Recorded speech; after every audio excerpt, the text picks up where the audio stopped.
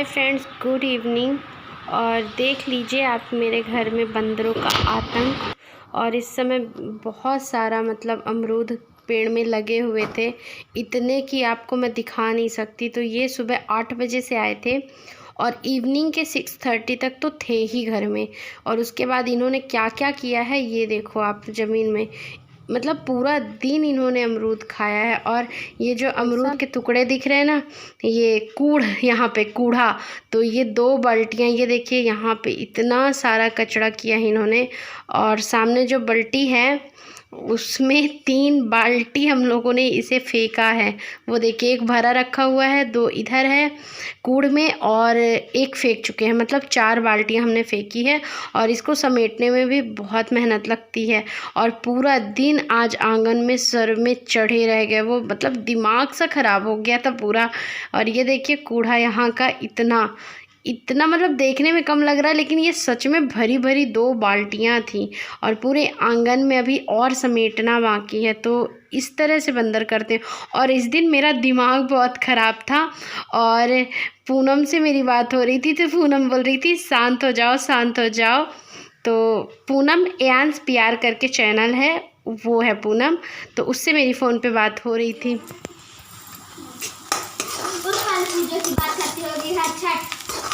वहाँ उसकी गुड़िया रखा रहा, उसकी गुड़िया से याद आ गया उसे। क्या?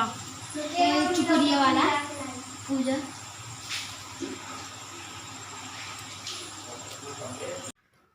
तो शाम के 7 साढ़े 7 हो चुके हैं और मैं डिनर बनाना स्टार्ट कर दी हूँ। तो डिनर में बना रही हूँ मैं मिक्स वेज की सब्ज़ी, क्योंकि घर में कोई सब्ज़ी नहीं थी, बस 1-2 गाजर, 1-2 शिमला मिर्च, ऐसे सारी चीज़ें थीं। तो मैं सारे चीज़ों को इकट्ठा करके मिक्स वेज ही बनाने लगी, क्योंकि बिना सब्ज़ी के तो आपको पता है खाना खिलता ही नहीं है, किसी भी तरह नहीं खिल सकता खाना। तो यहाँ पर वही मिक्स वेज मैंने सोचा बना लूँ, तो वही बना रही हूँ। और बच्चे देखिए बगल में खड़े, उनकी आपस में गॉसिप, बातचीत। और वैदेही भी, और आप लोग को तो आदत ही हो गई होगी वैदेही को व्लॉग में किचन में मेरे साथ देखने की।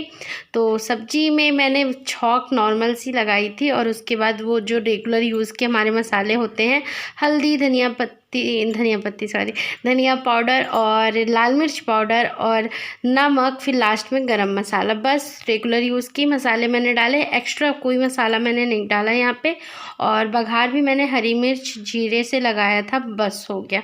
तो सब्जियों का मेरा मानना जितना सिंपल रखेंगे आप उतना ही स्वादिष्ट और यमी बनता है। तो सब्ज़ी बना भी बहुत अच्छा था। तो इसको देखिए मसाले डालकर और इनको अच्छी तरह से मिला लूँगी और ढक के इसको कम से कम 5 मिनट के लिए लो फ्लेम पे मैं छोड़ दूँगी।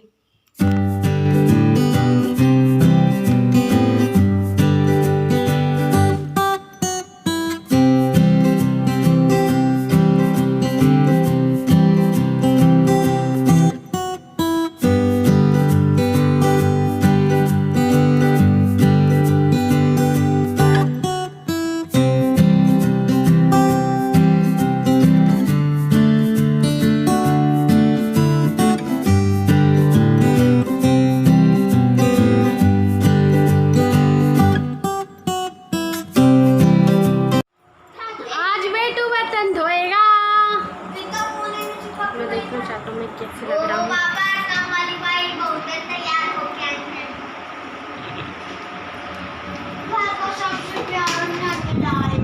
नहीं, आज हम सबूत वो करना चाहते हैं, कोई भी काम करो बढ़िया तैयार होके करो।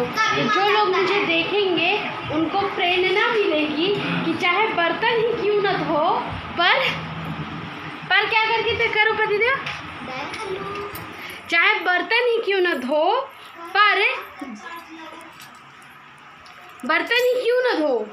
क्या करो, बहुत सारा तैयार हो जाओ, खूब तैयार हो जाओ, जितना मैं तैयार हूँ। अभी मैं रात के बज रहे हैं 10, धुलने जाना है मुझे बर्तन, और उसके बावजूद मैं लगाई हूँ काजल और लिपस्टिक। तो वही हंसी मजाक हो रही है। वैदेही बोल रही आज काम वाली बाई इतना तैयार हो गई है। तो मैं बोल रही हूँ कि कोई भी काम करो, कोई भी अपने घर में बर्तन धुलो, झाड़ू पोछा, कुछ भी करो, पर तैयार हो जाओ यार। नहीं, ऐसे ही जोक कर रही हूँ। बस इन लोग खाना खाने में इनको लेट हो रहा था, शीशा पास खड़ी हुई तो बहुत दिन से मैंने ये वाली लिपस्टिक नहीं लगाई थी, तो मेरा मन किया थोड़ा सा लगा लूँ। फिर उसके बाद काजल, ये वाला इतना अच्छा है, इतना मतलब इतना अच्छा, आँखों में लगाने के बाद आँखों में सुकून सा मिलता है, ठंडापन लगता है इस काजल को लगाने के बाद। तो मैंने थोड़ा सा मोटा मोटा काजल भी लगा लिया। ये 2 मतलब कल सुबह तक तो मेरे आँख से छूटने ही नहीं वाला है। हाँ, तो व्लॉग मैं ख़त्म करूँगी, उससे पहले मैं बता दूँ, जो मिक्स वेज की सब्ज़ी बनी थी ना, वो 1 नंबर की बनी थी। 1 नंबर ऐसे, 1 नंबर की बनी थी। कैसे करते हैं, 1 नंबर की बनी थी कि 1 नंबर की बनी थी। तो बहुत अच्छी बनी थी, मस्त था, स्वादिष्ट था, मज़ेदार था। थोड़ा सा तीखा हो गया था, उसके बाद मुझे मीठा खाने की ज़रूरत पड़ी। इतना मुझे तीखा लगा, मैं इतना नॉर्मल सा खाती हूँ, मतलब स्पाइसी मुझे बिल्कुल भी हजम नहीं होता। थोड़ा सा तीखा था, बच्चे सी नहीं कर रहे थे, मुझे लगा। और उसके बाद मैं मीठा खाई। अब मैं जा रही हूँ बर्तन धुलने, और बर्तन धुलते धुलते आप लोग देखिएगा, रात में ही हम लोग लगभग सारे काम कर लेते हैं। और सरोज की बात मुझे आप लोगों को बतानी थी, बहुत आप लोग वेट करते होंगे। तो सरोज में थोड़ा सा तीखापन आ गया था, मतलब सरोज को ये हो गया था कि काम करने का मन नहीं किया करता था, चिड़चिड़ापन आ गया था उसके अंदर, और पता नहीं बहुत सी निगेटिव एनर्जी भर चुकी थी उसके अंदर, जो कि वो सारी चीज़ें यहाँ पे लाके बच्चों में निकाला करती थी। हमसे नहीं बोल पाती थी, बच्चों को परेशान करती थी, चिल्लाती थी, डांटती थी। फिर और अदर जगह जहाँ काम करती है ना, तो बातों को वो इधर से उधर मतलब मैनिपुलेट करती थी, मिला जुला के थोड़ी और ऐड करके, फिर भिड़ाने लड़ाने, लोगों में बातचीत बंद करवाने वाला काम भी उसके अंदर आ गया था। तो देखिए, अगर हम सुनते हैं, हमारे माइंड में कोई बात जाती है, तो हमको फ़र्क पड़ता है अरे हमको कोई ऐसा बोला, ऐसा क्यों बोला, कैसे बोला, फिर तकलीफ़ भी होती, फिर हम सामने वाले से बंद। तो मैंने ऐसे जड़ को ही ख़त्म किया कि जिसकी वजह से सारी दिक्कतें हो रही थी। दूसरी बात ये थी कि जिस दिन इशू हुआ था, उस दिन वो मेरे बच्चों के ऊपर चिल्ला रही थी, और मैंने सुन डाला। उससे पहले बच्चों ने 2-3 दिन पहले कंप्लेन किया था, मम्मी भाभी ऐसे बोलती, वैसे बोलती, ये वो। तो मैं बच्चों को डांटा करती थी कि, तो बहुत ज़्यादा निगेटिविटी फैलाने लगी थी। उसकी हरकतों से मेरा दिमाग ख़राब होता था। फिर मैं इनसे बहस, मतलब हस्बैंड वाइफ तक में बहस की, बताओ उसने ये किया, उसने ये किया। और जिस चीज़ों को मना कर दिया जाता था, तो उसको करना ही है, और करके पलट जाना कि नहीं मैंने तो ऐसा नहीं किया है। तो फिर उस दिन मैंने खुद सुना कि हाँ, वो बच्चों को चिल्ला रही है। उसके बाद मुझे बोल रही, नहीं मैं नहीं चिल्लाई। मैंने बोला, मैंने तो खुद सुना ना, और वो तो अपनी चीज़ों के लिए कह रहा कि मत छुओ, मत लो, मत करो। ऐसे थोड़ी बच्चों में बात हुई, तो तुरंत मैं बोली कि देखो तुम गलत कर रही हो। उतने में गुस्सा ही था मुझे, क्योंकि अपने बच्चे हम डांट ले, अगर बच्चों के पापा डांटते तो हम तो बर्दाश्त कर नहीं पाते, तो वो डांट रही है, वो उसका हक है। 9 साल हम लोगों ने उसको रखा है अपने घर में, उसके भरोसे बच्चे छोड़ के जाया करते थे, घर पूरा छोड़ के जाते थे उसके भरोसे कि तुम रहो, लेकिन वो लायक नहीं थी। उसको बहुत ज़्यादा, मतलब उसके हिसाब से बहुत ज़्यादा हम उसको इम्पोर्टेंस देते थे, जो कि उसको हजम नहीं हुआ। और ये ना 2 महीने 3 महीने, जब मैं बीमार पड़ी थी, आप लोगों को याद है, तब वो हरकतें करती थी, तब से 3-4 महीने हो गए लगातार वो उसकी हरकतें स्टॉप ही नहीं हुई थी। तो उस दिन लास्ट फाइनली मैंने बोला, नहीं अब तुम जाओ, भले मुझे काम करना पड़े, मैं परेशान रहूँ, बीमार रहूँ, जैसे भी करूँ मैं कर लूँगी, लेकिन इन हरकतों से मुझे बचाओ। तो 1 अगस्त के दिन से उसने काम छोड़ा है। अच्छा यही है कि हो सके तो मैं काम वाली नहीं लगाऊं, मैं खुद काम करूं। और ठीक है, थोड़ा मेहनत लगेगा, एक्टिव रहेंगे।